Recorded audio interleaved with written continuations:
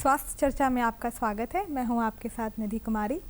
अक्सर जब हमें हमारे त्वचा या केश संबंधित कुछ परेशानी होती है तो डॉक्टर्स के पास जाने के बजाय हम अपने जो शैम्पू है और जो साबुन है उसे बदलने शुरू कर देते हैं। उससे कई बार ऐसा होता है कि जो परेशानी है वो थोड़ी ज़्यादा और बढ़ जाती है। कई बार ये जो समस्या है ये कुछ गंभीर बीमारी जैसे कि एक्जिमा या फिर एलोपेशिया की वजह से हो सकता है, या कोई अंडरलाइंग डिजीज़ हो गया जैसे कि थायराइड हो सकती है, या विटामिन डेफिशिएंसी की वजह से भी हो सकती है। इसलिए ज़रूरी है कि जब भी हमें अपने त्वचा में या फिर केश में कुछ नकारात्मक बदलाव दिखे तो हम अपने डॉक्टर से बात करें। आज के हमारे इस कड़ी में हम इसी पर चर्चा करने वाले हैं कि किस तरीके से जो केश है और जो त्वचा संबंधित बीमारियां हैं उसमें यूनानी चिकित्सा प्रणाली जो है वो कैसे मदद कर सकती है। चर्चा करने के लिए हमारे साथ स्टूडियो में मौजूद हैं डॉक्टर तनवीर। तनवीर, आपका बहुत बहुत स्वागत है। शुक्रिया। सबसे पहले तो हम चाहेंगे कि आप आसान शब्दों में हमारे जो दर्शक हैं उन्हें समझाएं कि ये जो यूनानी जो चिकित्सा प्रणाली है वो किस तरीके से जो मरीज़ हैं उनकी मदद कर सकती है। देखिए, यूनानी जो चिकित्सा पद्धति है ये नेचुरल चिकित्सा पद्धति जिससे हम जड़ी बूटियों से इलाज करते हैं और ये बहुत सेफ़ और इफ़ेक्टिव होती है। इसमें हमारा जो रेजिमेंटल थेरेपी का एक सेक्शन होता है जिसमें हिजामा होता है, पसीना लाने के लिए हम स्टीम देते हैं, लीच लगाते हैं, लीच थेरेपी होती है, मसाज थेरेपी होती है। ये सारी चीज़ें कहीं ना कहीं बहुत हेल्पफुल हैं डिसीज़ को क्योर करने के लिए और लोगों की हेल्दी लाइफस्टाइल को बनाए रखने के लिए, उनकी सेहत को बरकरार रखने के लिए ये तमाम चीज़ें जो हैं बहुत ज़रूरी हैं। और जैसे कि अभी हमने कहा कि हम त्वचा और केश संबंधित बीमारियों के बारे में चर्चा करेंगे, तो आखिर कौन से मुख्य वजह होती है जिस वजह से हमें ये परेशानियां जो हैं वो शुरू हो जाती हैं। देखिए, उसको समझने के लिए कि हमको त्वचा में क्या हो रहा है या हेयर में क्या हो रहा है, सबसे पहले तो हमको ये देखना चाहिए कि हमारी जो त्वचा है ना, एक तरह से हमारे पूरे बॉडी का वो लिबास है जिसको हम बोल देंगे, ठीक है। और ये एक पूरे बॉडी को कवर किए हुए रहती है। इसके कुछ फंक्शंस है। फंक्शंस ये हैं कि ये हीट को बैलेंस करती है, वहाँ से पसीना निकलता है, वहाँ से सेंसेशन, स्किन में बहुत ज़्यादा सेंसेशन होता है। तो स्किन अगर अपना कहीं काम प्रॉपर नहीं कर रही है तो हमें उसके बारे में सोचना चाहिए कि इंटरनल कहीं कोई प्रॉब्लम तो नहीं आ रही है जो कि हमको स्किन पे दिख रही है। और उन्हीं सब चीज़ों को हमें सीधे डॉक्टर के पास ही जाना चाहिए और उनसे ही परामर्श लेकर के अपना कोई भी शैम्पू है या क्रीम है या लाइफ स्टाइल है या खान पान है उसको चेंज करना है, क्या करना, वो डॉक्टर की सलाह से ही करना चाहिए। जब हम त्वचा संबंधित बीमारी के बारे में बात करते हैं तो सबसे ज़्यादा जो परेशान करती है वो होती है सोराइसिस। तो सोराइसिस जो है आखिर ये क्या बीमारी क्या है और किस तरीके से जो है हम जो मरीज़ हैं वो अपना इलाज करवा सकते हैं यूनानी के अंदर। देखिए, ये स्किन की एक बीमारी है जिसमें कि स्किन जो है ड्राई हो जाती है, वहाँ छिलका टाइप का उतरने लगता है। तो इसमें होता क्या है कि आपकी जो बॉडी है उसको प्रॉपर न्यूट्रिशन नहीं मिल रहा है।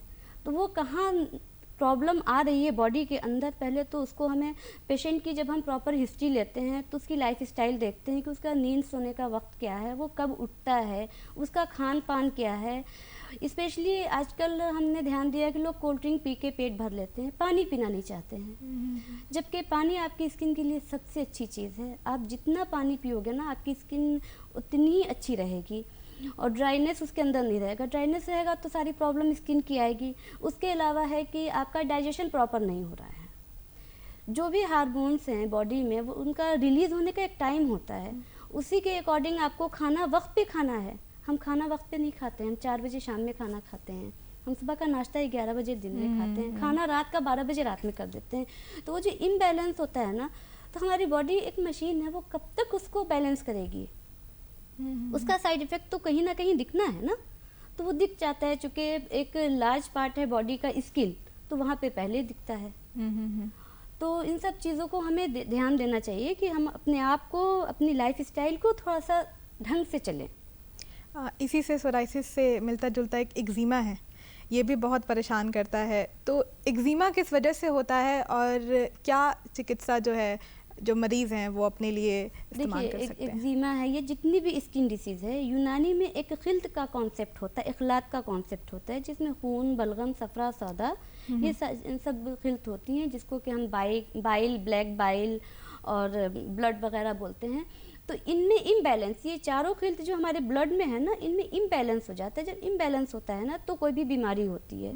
और अक्सर जो होता है, जो खून जो होता है, खून में हमारे जो है इन्फेक्शन जो होता है वो तो आप चेक कराते हो तो आपको ब्लड में समझ में आ जाता है, बट ब्लड आपका गंदा हो जाता है, ठीक है। तो उस पर हम ब्लड को प्यूरीफाई करने के लिए ब्लड प्यूरीफायर देते हैं, जो कि बहुत ज़्यादा इफ़ेक्टिव होती है। उसके बाद जो बलगम जो होता है वो अक्सर बॉडी में बढ़ जाता है। हम कुछ ऐसी ग़िज़ाएँ ले लेते हैं जो कि उसका प्रोडक्शन को बढ़ा देती हैं, जिसकी वजह से वो जाके हमारी जो एंडिंग है ना आर्टरीज़ की और वेंस की, उसको ब्लॉक करता है और वहाँ पे हमको प्रॉब्लम स्किन में शुरू हो जाती है।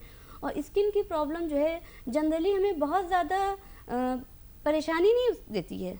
कहीं अगर बॉडी में पेन हो रहा है तो हम बहुत ज़्यादा परेशान हो जाते हैं, या हड्डी फ्रैक्चर हो गई तो हम बिल्कुल भी उसके बिना नहीं रह सकते। बट स्किन की प्रॉब्लम ऐसी है कि हमको कोई प्रॉब्लम नहीं होती, बट हम फिजिकल वो मेंटली जो है ना बहुत अपसेट हो जाते हैं, जिसकी वजह से हम बहुत ज़्यादा उस पर फोकस देते हैं कि उसको हम जल्द से जल्द ठीक करें।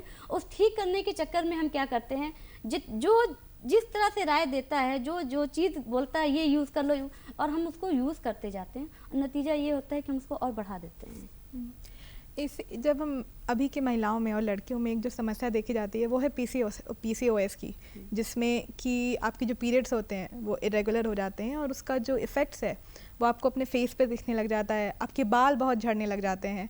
तो जो महिलाएं हैं या जो लड़कियां हैं जो पीसीओएस से स्ट्रगल कर रही हैं, वो किस तरीके से इसको ख़त्म कर सकती हैं, और क्या वो ऐसे उपाय जो है या क्या इलाज जिनका वो सहारा ले जिससे कि ये जो बीमारी है ये ठीक की जा सके? देखिए, पीसीओडी जो है ना, ये कंप्लीट जो है एक हार्मोनल इम्बैलेंस होता है, और हमारी जो डाइट है ना वो डाइट पे डिपेंड करता है। फैटी ऑयली चीज़ हम नहीं खाएंगे, फास्ट फूड हम यूज़ नहीं करेंगे, पानी का हम अच्छे से इस्तेमाल करेंगे। और उसके अलावा जो जब शुरुआत होती है, अक्सर होता क्या है, जो पेशेंट आते हैं वो भी ये बोलते हैं कि 6 महीना 1 साल हो गया है हमको, मेरा इरेगुलर मेंस हो रहा है। तो उसको अवॉइड नहीं करना चाहिए। जहाँ आपका मेंस 1 से 2 महीना अगर इरेगुलर हो रहा है, कुछ दिन पहले आ जा रहा है या कुछ दिन बाद में जा रहा है, आपको फ़ौरन डॉक्टर के पास जाना चाहिए। क्योंकि वो होता क्या है कि आपका अंदर का जो सिस्टम पूरा होता है ना, उसको बिल्कुल भी तोड़ फोड़ देता है, और जिसकी वजह से उसका सारा जो ये साइड इफ़ेक्ट है, आपका जो हेयर फॉल हो रहा है या स्किन में प्रॉब्लम हो रही है या पिगमेंटेशन हो रहा है या पिंपल्स निकल, ये सारा इसका साइड इफ़ेक्ट दिख रहा है, ठीक है। और जब हमें साइड इफ़ेक्ट दिखने लगता है ना, तब हम डॉक्टर के पास जाते हैं कि हमारा इरेगुलर मेंस है, हमको प्रॉब्लम होती है, हमको 2 महीना पीरियड नहीं आ रहा है, या आता है तो खुल के नहीं आता है। तो जनरली अगर उस पेशेंट का अगर प्रॉपर अगर ट्रीटमेंट किया जाता है और उनका मेंस रेगुलर कर देते हैं, तो उनकी सारी प्रॉब्लम ठीक हो जाती है। उनको एक्स्ट्रा हमें स्किन के लिए या हेयर के लिए कुछ देना नहीं पड़ता है। अब इसके बाद अगर हम अपने बालों के बारे में बात करें, तो एक डैंड्रफ जो है वो बहुत परेशान कर देने वाली समस्या है। अभी मार्केट में इतने सारे एंटी डैंड्रफ शैम्पूज़ हैं, लेकिन कई बारी लोग कंटिन्यूसली इस्तेमाल कर रहे हैं, लेकिन कुछ फ़ायदा ही नहीं हो रहा है उससे। तो डैंड्रफ की समस्या के लिए क्या ऐसी उपाय हैं जो लोग इस्तेमाल कर सकते हैं? हेयर जो है ना सर के एकदम बॉडी के सबसे टॉप हिस्से पे होता है। आप अगर एक टंकी ऊपर रखते हो तो उसका पानी सडनली नीचे चला आता है, ठीक है, एक ग्रेविटी काम कर रही है, बट उसको जब पानी हमें ऊपर चढ़ाना होता है तो हमें प्रेशर देना होता है पानी ऊपर चढ़ाने के लिए। तो ये चीज़ हमारे बॉडी में भी है, हमारा हार्ट यहाँ पर है, सर यहाँ पे है, तो उसको प्रेशर देना पड़ता है।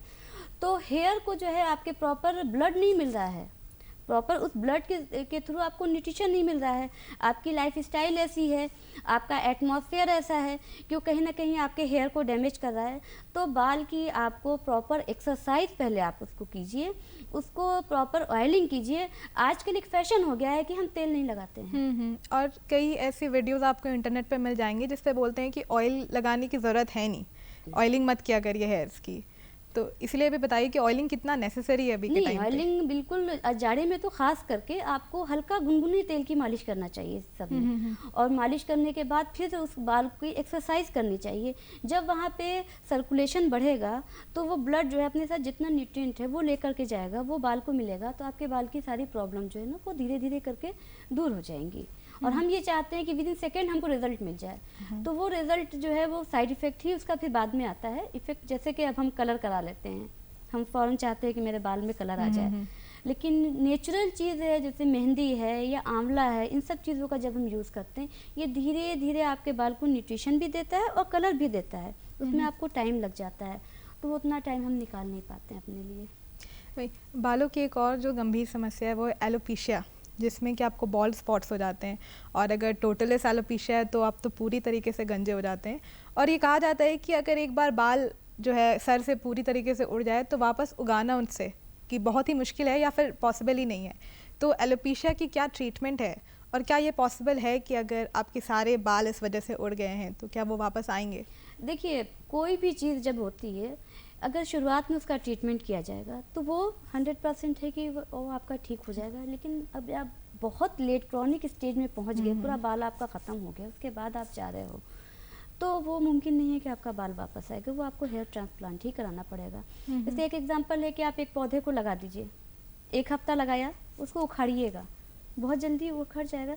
ये 50 साल पुराने पेड़ को आप उखाड़ने जाएंगे तो आप उखाड़ पाएंगी? नहीं उखाड़ पाएंगी। तो डिसीज़ आपके बॉडी में इसी तरह से जड़ पकड़ लेती है, और हमारी ये आदत है कि जब वो एकदम जड़ पकड़ लेती है ना, तब हम डॉक्टर के पास जाते हैं और डॉक्टर से बोलते हैं कि 2 दिन में हमको ठीक कर दीजिए।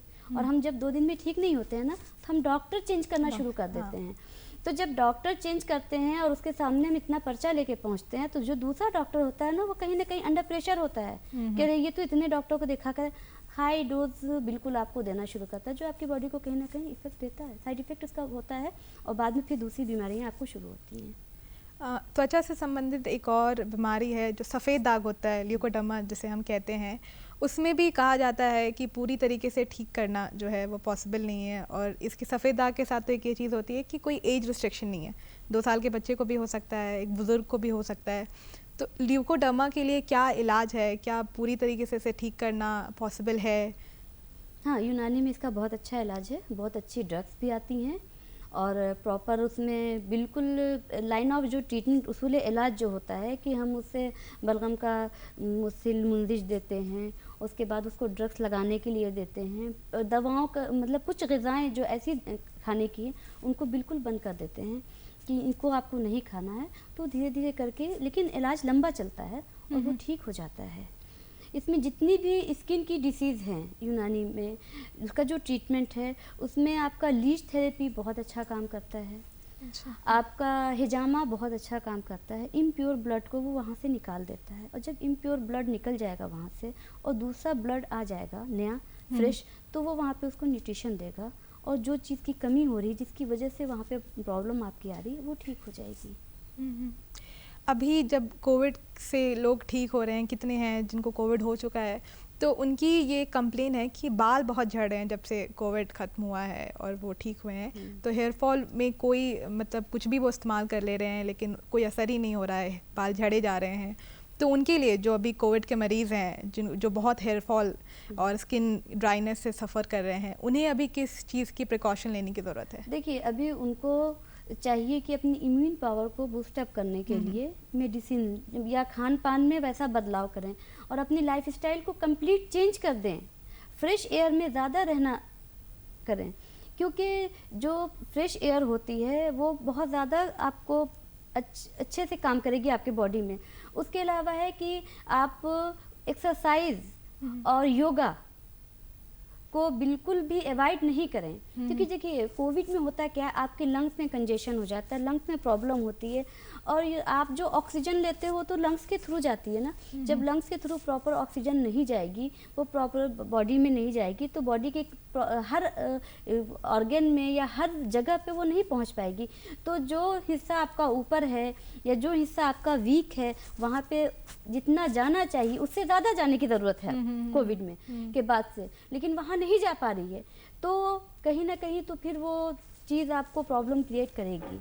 तो जिन लोगों को कोविड हो चुका है, हम उनको को यही बोलते हैं कि आप एक तो अपने खान पान को ठीक कीजिए, आप ज़्यादा से ज़्यादा चाहिए कि हरी सब्जियां खाइए, और फास्ट फूड को बिल्कुल अवॉइड कीजिए, कोल्ड ड्रिंक्स तो बिल्कुल भी नहीं लेना चाहिए, और फ्रेश एयर में अपने आसपास आप थोड़ी हरियाली रखिए, इंडोर प्लांट्स लगा के रखिए। ऐसे अब हमारे घर हो गए हैं कि अब हमें बड़े बड़े पौधे नहीं पेड़ नहीं लगा सकते, तो इंडोर प्लांट्स हम यूज़ करें, उसको हम लगा के रखें ताकि हमको फ्रेश एयर मिले, और थोड़ा मॉर्निंग में टाइम दें। जितना टाइम हम एक डॉक्टर के क्लिनिक पे जाके 2 घंटा बैठ जाते हैं, 4 घंटा बैठ जाते हैं दिखाने के लिए, अपने ट्रीटमेंट के लिए, अगर पर डे हम 10 मिनट अपने आप को टाइम देते हैं, अपनी बॉडी को, तो हमको नहीं लगता है कि हमको उतना टाइम डॉक्टर को देने की ज़रूरत है या एक मुट्ठी भर के दवा खाने की भी ज़रूरत है।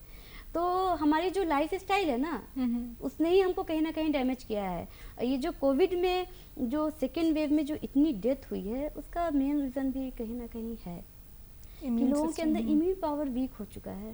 और लोगों से को इतना शुरू से ही हम इतनी दवा का सेवन करते हैं ना। पहले का वक्त था कि हमारी दादी नानी के ज़माने में वो बोलते थे कि हल्की सी खांसी हुई है, चलो शहद और अदरक का रस निकाल के पी लो, खांसी ठीक हो जाएगी, या तुलसी का जो शानदार पी लो, ठीक हो जाएगी खांसी। अब क्या होता है, हम फ़ौरन का सिरप दे देते हैं, एंटीबायोटिक दे देते हैं, तो कहीं ना कहीं बॉडी को तो वीक कर रहा है ना। और जब बॉडी वीक रहेगी तो कोई भी बीमारी आपको अटैक करेगी ही। जैसे आपने कहा कि खान पान के साथ साथ जो एक्सरसाइज है उसका भी बहुत ज़्यादा रोल है, तो अगर कुछ ऐसे 1-2 एक्सरसाइज या प्रेशर पॉइंट्स जो आप हमारे दर्शकों को बता सके, जिससे कि अगर आपके हेयर फॉल हो रहे हैं या फिर स्किन में बहुत समस्या है तो वो आप थोड़ा सा कंट्रोल करने में मदद कर सके। देखिए, सबसे पहले तो जब आप रात में घर जाओ तो बिल्कुल रिलैक्स हो जाओ, रिलैक्स हो, उसके बाद बॉडी को अपने पहले तेल लो, नारियल का तेल सबसे बेस्ट है, उसको हल्का सा गुनगुना किया, सर स्काल्प में लगाया, उसके बाद पेट के बल लेट गए बेड पे, बाल को नीचे की तरफ डाउनवर्ड किया, ठीक है, क्योंकि बाल का जो नेचर है, कंघी हम ऐसे करते हैं, ठीक है, जब उसको अपोजिट डायरेक्शन में हम जब कंघी करेंगे तो लगेगा कि कुछ मेरे साथ नया हो रहा, तो वहाँ पे सर्कुलेशन बढ़ने लगता है, तो वो सर्कुलेशन बढ़ेगा तो वो आपको न्यूट्रिशन ज़्यादा मिलेगा। तो ये बाल की सबसे बेस्ट एक्सरसाइज है जो मैं हर एक को बोलती हूँ कि ये आप पर डे कीजिए, और करना चाहिए हर एक को। लोग नहीं कर पाते हैं, टाइम नहीं निकाल पाते हैं, जिसकी वजह से हेयर फॉल की इतनी ज़्यादा प्रॉब्लम हमारे समाज में हो गई है। हर आदमी मीन कि मतलब किसी को आप नहीं बोल सकते हो कि, या कोई बहुत प्राउडली नहीं बोल सकता है कि मेरा बाल गिर रहा है। हर आदमी की ये प्रॉब्लम है कि मेरा बाल गिर रहा है। उसकी वजह ये है कि हम बाल पे ध्यान नहीं देते हैं, बाल पे कॉस्मेटिक ज़्यादा यूज़ करते हैं। ये जो स्किन और हेयर रिलेटेड जो समस्या है वो कहीं ना कहीं हमें दिमागी रूप से भी बहुत अफेक्ट करती है।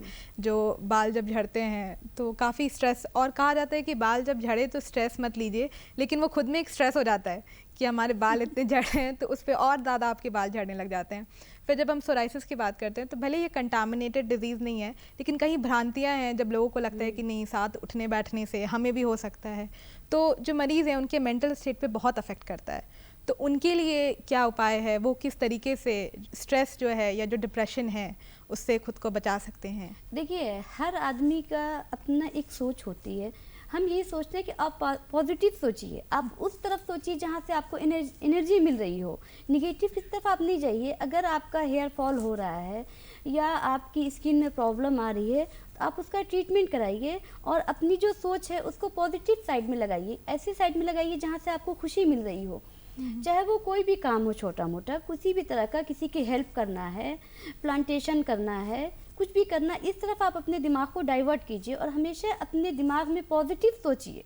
निगेटिव चीज़ जो होती है ना, वो आपके अंदर जो है आपके काम करने के कैपेसिटी को कम कर देती है, आपकी लाइफ को शॉर्ट कर देती है, आपके बहुत ज़्यादा आपके बॉडी में बहुत सी बीमारियां भी पैदा कर देती हैं।